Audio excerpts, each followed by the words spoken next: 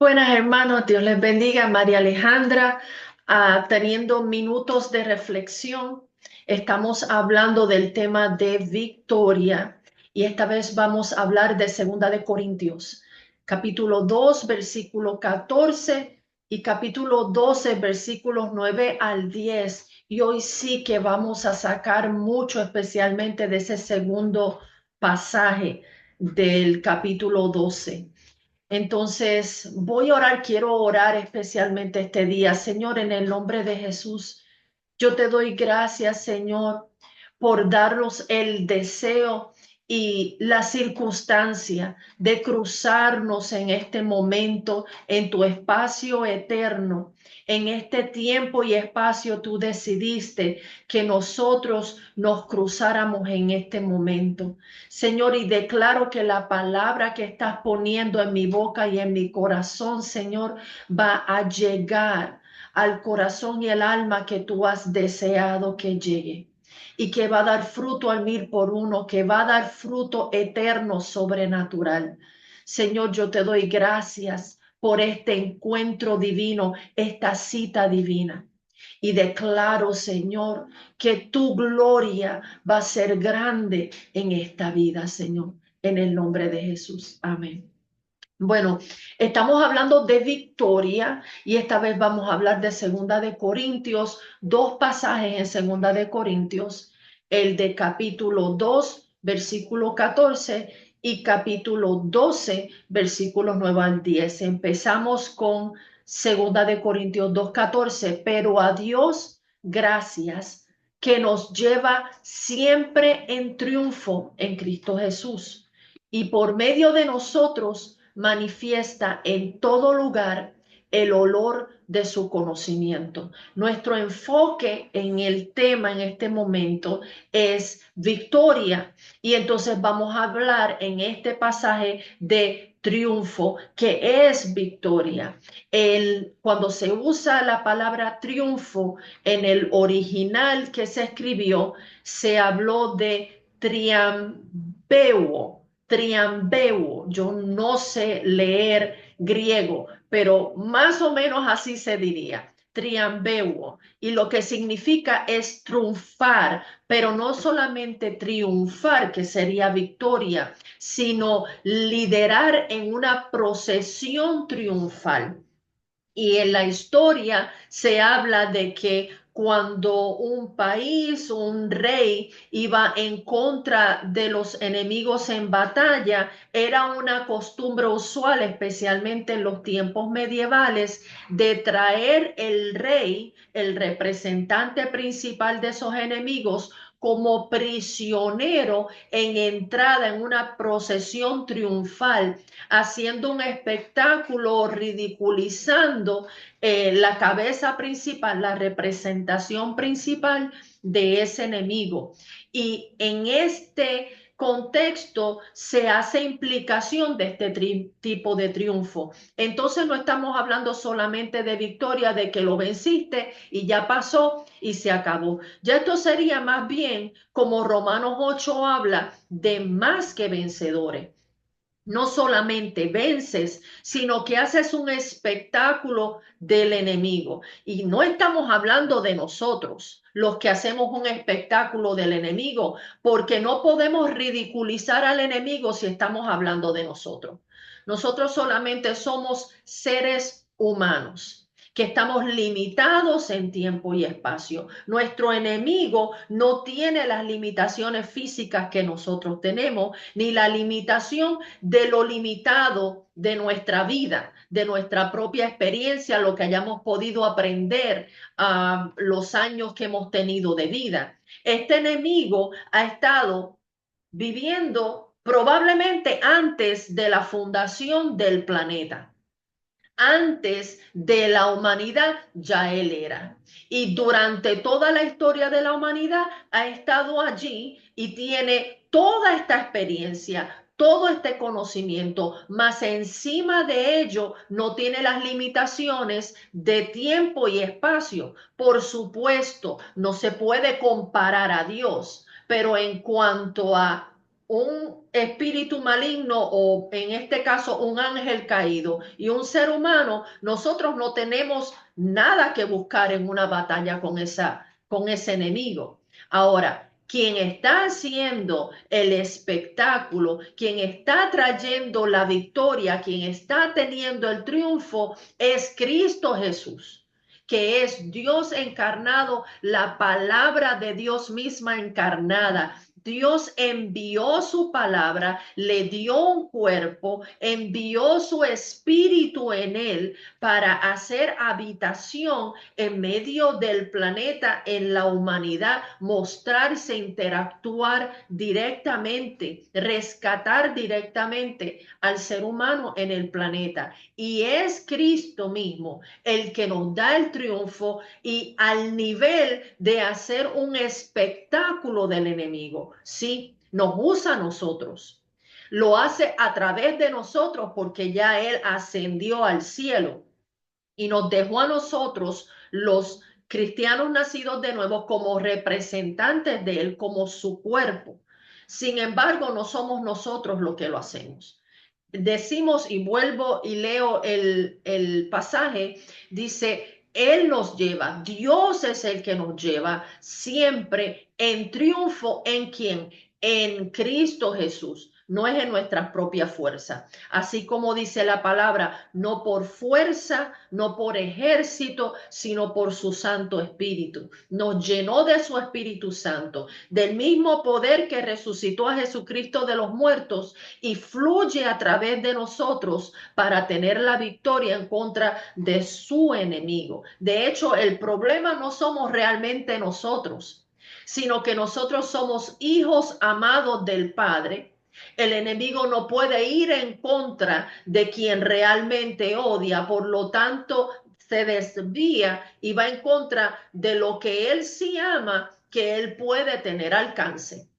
Y si nosotros le damos alcance, pues entonces estamos expuestos al odio secundario, porque es en contra de Dios, pero contra Él no puede. Así de la misma manera, Dios nos usa para humillar al enemigo. Por supuesto que lo podría aplastar, lo podría en un abrir y cerrar de ojos exterminarlo por completo, pero eso sería demasiado fácil. Él se glorifica en utilizarnos a nosotros para humillar a su enemigo. Entonces, esta palabra triambeo, Santo Jesucristo, triambeo, no solamente significa triunfo, victoria y ya, significa un proceso, una procesión triunfal donde llevas al prisionero a tu enemigo en esa procesión triunfal, haciendo un espectáculo de él. Entonces, ese es el triunfo que el Señor nos está garantizando en Cristo Jesús, solamente en Cristo Jesús. En 2 Corintios 12, versículo 9 y 10, dice, pero Él me ha dicho, te basta mi gracia, pues mi poder se perfecciona en la debilidad. Por eso, gustosamente me gloriaré más bien en mis debilidades, para que repose sobre mí el poder de Cristo. Por tanto, por amor a Cristo, me gozo en las debilidades, en afrentas, en necesidades, en persecuciones, en angustias, porque cuando soy débil, entonces soy fuerte. Estábamos hablando, esto se refiere a Pablo en una situación en la cual él lo que quería era salvación. Él lo que quería era que le quitaran este problema, que le quitaran esta situación, que le quitaran esta opresión.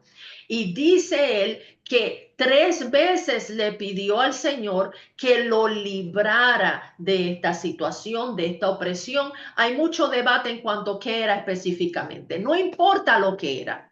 Él reconocía que era una opresión directamente de Satanás demoníaca, quería que el Señor le librara de esto. Sin embargo, el Señor le dice, no hay necesidad de que yo te libre de ello. las personas lo malinterpretan y piensan, pues Dios lo dejó por sí mismo, no quiso librarlo. Y entonces allá pues, ¿cómo está? Pues como Dios quiere, como que a Dios no le importa, no quiere librarme y estoy en opresión y estoy en angustia y estoy en necesidad porque a Dios no le interesa.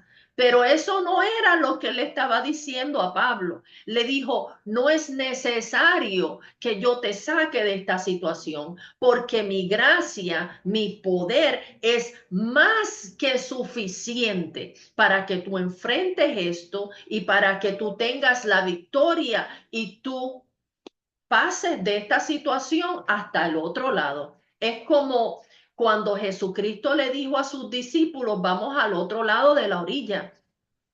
Él se queda. En una de ellas, él se queda. Él los ve luchando en la tormenta y aún con verlos luchando, va pasando, caminando sobre las aguas y les iba a pasar de largo.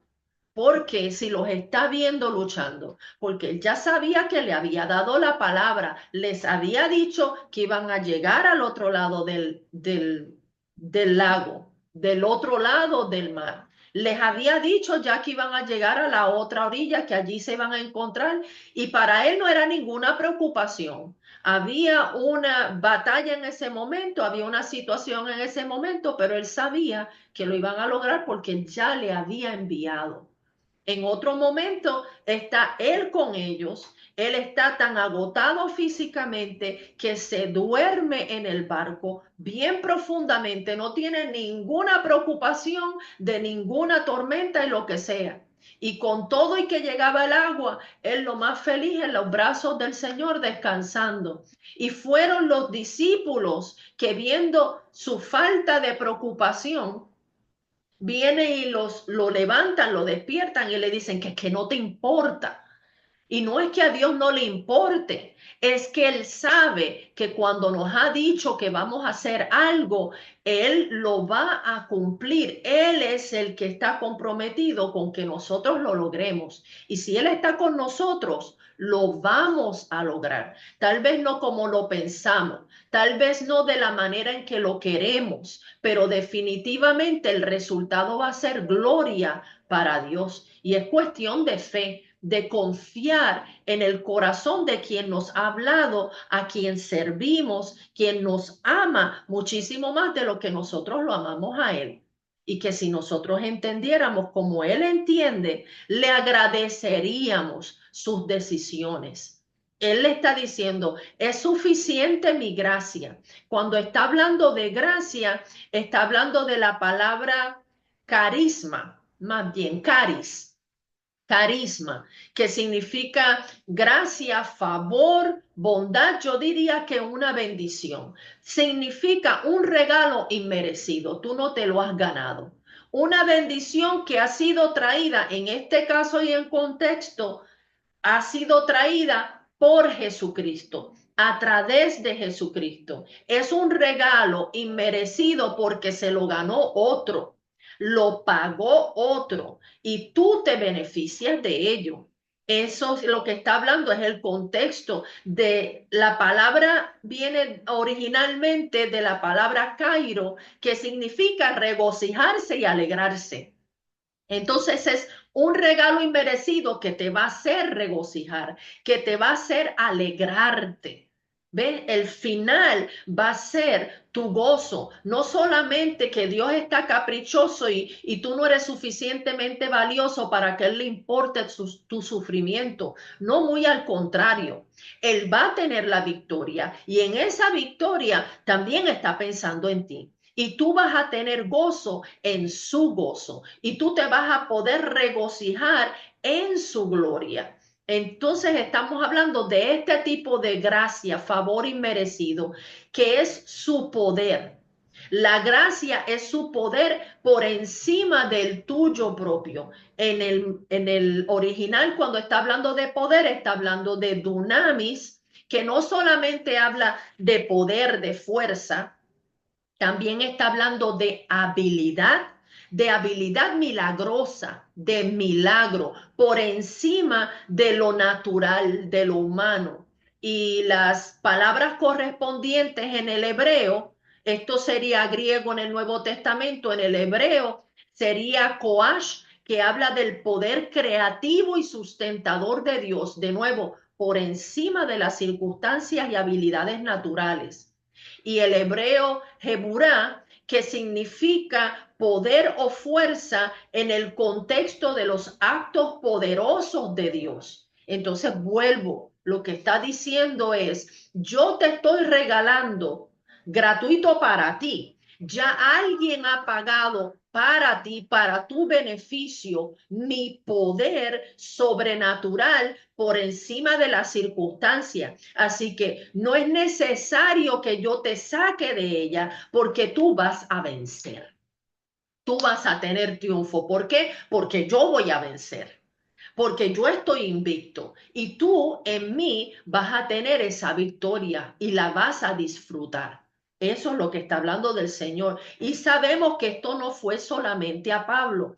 Todo lo que se escribió es escogido de cada interacción que Dios ha tenido con cada ser humano en toda la historia de la humanidad y escogió esta y esta y esta y esta en específico para que toda la humanidad recibiese un mensaje de qué puede esperar en Dios, que conocieran a Dios, que conocieran su voluntad, sus pensamientos, sus deseos, para saber cómo aplicar nuestra fe, qué esperar de Él, cómo confiar en Él, qué podemos esperar de Dios. Esto fue escrito no solamente para crear una historia, un registro de lo que le pasó a Pablo, sino de lo que podemos esperar nosotros mismos como seres humanos. Asimismo, Dios no nos libera de todo, no nos saca de todo, no